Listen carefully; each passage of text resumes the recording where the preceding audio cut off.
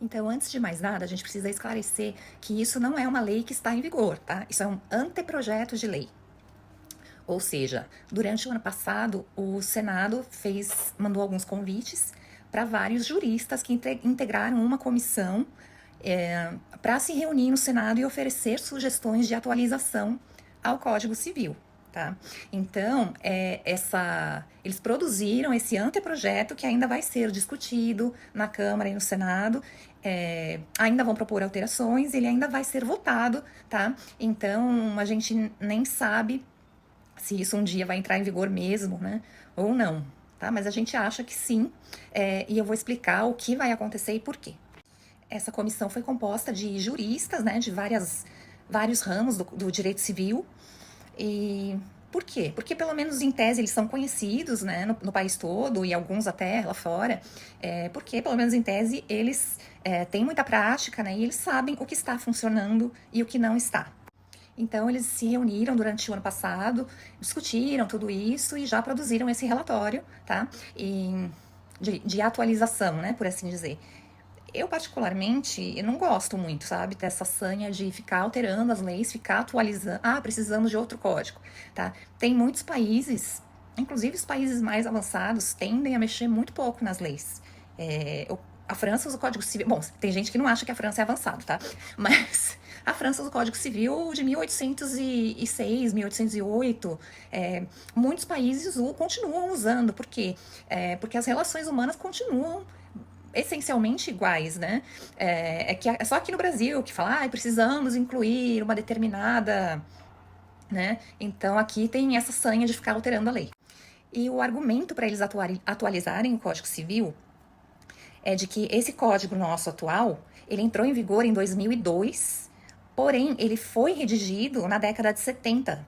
Então o argumento deles é que a sociedade não é mais como era na década de 70. Então, que muita coisa mudou. Por exemplo, só no direito de família, na década de 70 não tinha casamento homoafetivo, não tinha multiparentalidade, né? Não tinha filiação socioafetiva, não tinha reprodução assistida, pelo menos não na escala que tem hoje. Então, assim, que a sociedade era diferente e que por isso o código precisa acompanhar e essas coisas precisam ser inclusas, a tecnologia e assim por diante. Então, o direito de família que nós usamos hoje no dia a dia, ele é muito diferente em muitos aspectos do direito de família que está no código. Tá? Tem artigos que simplesmente não foram revogados, tá? Eles continuam lá, mas mesmo não sendo revogados, eles caíram em desuso, tá? Que é o caso do 1830, né? Que é aquele negócio que tem que esperar 2 anos para depois da separação de fato, e nesses 2 anos ainda continua herdando. Isso não é mais válido nos casos práticos, tá? Nos casos práticos, a separação de fato já dá conta de extinguir o regime de bens, então aí já não herda mais. Então tem vários casos de artigos que ficaram, né, ultrapassados. Então, eles foram sendo substituídos por decisões judiciais, né, que foram entendendo que a sociedade havia mudado e que não cabia mais seguir aquilo. Então, hoje o direito de família se pauta muito mais pela jurisprudência do que pela própria lei. Então, eles viram essa necessidade e acharam que seria útil alterar a lei. Então, dito isso, tá? Para entender esse assunto, a gente precisa entender que existe uma diferença entre herança e meação, tá? A meação é a metade que cada um tem nos bens comuns do casal, os bens que foram adquiridos durante o relacionamento, durante o casamento ou durante a união estável, né? Então, esses bens comuns do casal, a lei presume, tá, que eles foram adquiridos com o esforço comum dos dois, tá? E isso não tem nem discussão. Tá? Não dá nem para falar, não, mas eu paguei sozinho. Não, porque quando você se casou, quando você escolheu um regime de bens, você estava declarando, quando você assinou lá, você estava declarando que queria que quando o relacionamento terminasse, os seus bens seguissem essas regras, tá? Você escolheu. Então você está dizendo lá que você quer que os seus bens sejam divididos dessa forma em caso de separação e em caso de morte, que são regras um pouco diferentes, tá? Mas cada regime tem as suas regras. E é por isso que existe a meação, gente. A pessoa fala, mas ninguém casa querendo separar. Não, mas realmente, ninguém casa querendo separar. Mas a gente precisa ter em mente que todo relacionamento vai acabar, tá? Se não acabar pela separação, pelo divórcio, vai acabar pela morte, tá? A morte extingue o casamento, ele deixa de... a morte dissolve o casamento, tá? Ou o divórcio. E é por isso que não é inteligente abrir mão de escolher o seu regime de bens na hora de casar. Porque você está abrindo mão de decidir o que vai ser feito, né? Como vão ser divididos os seus bens quando o relacionamento terminar. E ele vai terminar um dia. Então, por isso, não quando você não escolhe, você deixa que o Estado escolha por você, tá? E aí, depois de anos, quando o relacionamento finalmente termina, aí a pessoa fala, eu não queria dividir tal coisa, tal, mas esquece que ela que escolheu isso, né? Então, para isso existe a meação, tá? Tudo que foi adquirido em conjunto pelo casal vai ser dividido meio a meio. E isso é assim hoje e vai continuar sendo assim, tá? Ninguém tá sugerindo mexer na meação do cônjuge, tá? Então, assim, o patrimônio que foi adquirido pelos dois, metade tá garantido, tá? Pro viúvo. É que a pessoa acha que é tudo herança. Não, tá? Tudo que vem do patrimônio comum do casal é meação, não é herança. Só que em alguns regimes de bens, ou você não tem meação, porque não tem bens comuns, né, como a separação de bens, ou então você tem meação e além da meação, você tem uma outra categoria de bens, que são os bens particulares de cada um, que são os bens que você já tinha adquirido, amealhado, quando casou com essa pessoa. Então, assim, eles foram adquiridos sozinhos e por isso, tá, em caso de separação, eles não entram na partilha. É porque eles são bens particulares de cada um. Então, na separação de bens, por exemplo, não tem meação, tem o meu patrimônio e o dele. E cada um vai ficar com o que é seu. E na comunhão parcial, você tem os bens comuns, é um regime misto, né? Então, você tem os bens comuns e os particulares, sendo que os particulares, se você se separar, cada um fica com os seus também, tá? Serão divididos apenas os bens comuns. No Código Civil atual, apesar de não levar nenhuma parte desses bens particulares do outro, né, no divórcio, na separação, o cônjuge leva em caso de morte. Tá? Então, e ele leva em concorrência com outros herdeiros. Ou seja, vamos supor que o Manuel morreu deixando 2 filhos. Então, o cônjuge do Manuel vai herdar os bens que o Manuel já tinha, tá? Quando casou, o cônjuge vai receber metade dos bens comuns, que é a meação, e além disso ainda vai herdar uma parte dos bens particulares do Manuel em conjunto com os filhos do Manuel, ou em conjunto com os pais. Mesmo que ele não queira, tá? Não adianta ele assinar um documento e falar, não, mas eu não quero, pode ficar para os seus filhos.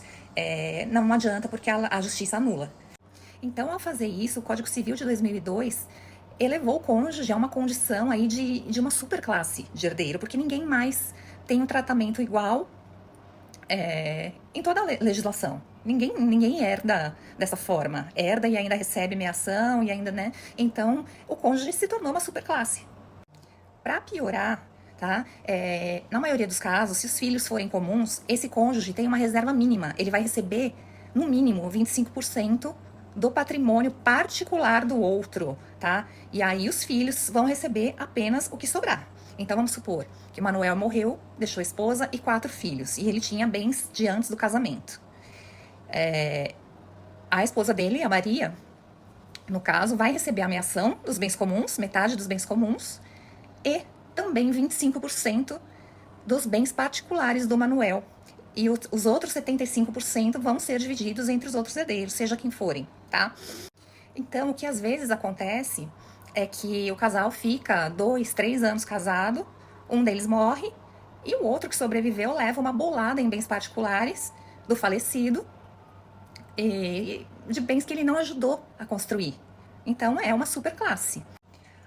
Mas eu acho que o cônjuge tem que receber mais mesmo, tem que ser mais privilegiado, porque ele aguenta o outro, porque ele cuida do outro na doença.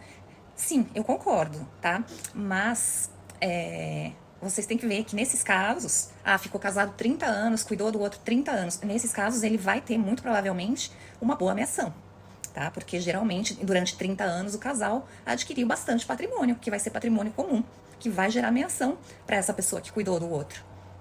Então, existe um desequilíbrio no tratamento que a lei dá ao cônjuge em relação aos outros herdeiros, concorda? E o que se está a propor agora é voltar a equilibrar um pouco isso. O cônjuge não vai deixar de ser herdeiro, tá? Ele continua no rol dos herdeiros legítimos, mas ele não é mais obrigado a herdar o patrimônio particular do outro. Agora, pode ser que ele herde, né? Inclusive, nada impede que o Manuel faça um testamento, deixando todo o quinhão disponível dele para Maria, inclusive o patrimônio particular dele, tá? Isso é e continua sendo possível, tá? Mas o que se abre aí é uma possibilidade de se falar, olha, nosso casamento é segundo casamento, é o que tem acontecido muito hoje em dia. É o segundo, terceiro casamento, e a pessoa fala, olha, eu tenho esses bens particulares que eu adquiri antes de te conhecer. Você tem os seus bens particulares que você adquiriu antes de me conhecer. Eu tenho filhos do primeiro casamento e você também tem. Vamos combinar de deixar esses bens de antes da gente se conhecer para os nossos filhos? Hoje em dia isso não é possível, tá? Então é isso que se procura corrigir, que a pessoa tenha a liberdade de escolha de fazer isso ou não. E tem muita gente em pânico com isso. Olha que loucura. O nosso país está tão desacostumado de ter alguma liberdade, tá? Por mínima que seja, que quando ela vem, quando te dão alguma liberdade, por pequena que seja, a pessoa é contra. Fala, eu não quero. Olha que loucura. E assim, vocês não acham justo que a pessoa que adquiriu os bens, tá? Sozinha, que lutou, trabalhou, tal, e adquiriu os bens sozinha, que ela possa decidir para quem vão esses bens? Porque ninguém tá falando em ficar com os bens do outro. São bens dele que ele adquiriu antes do casamento, tá? E isso que é a herança do cônjuge. Não se confunde com meação. Então vocês acham que do ponto de vista da pessoa que ralou, que adquiriu os bens, isso é mais justo ou menos justo? Né? Então reflitam aí. Aí depois vocês me contam o que vocês acham. Vou até abrir uma enquete. Beijo!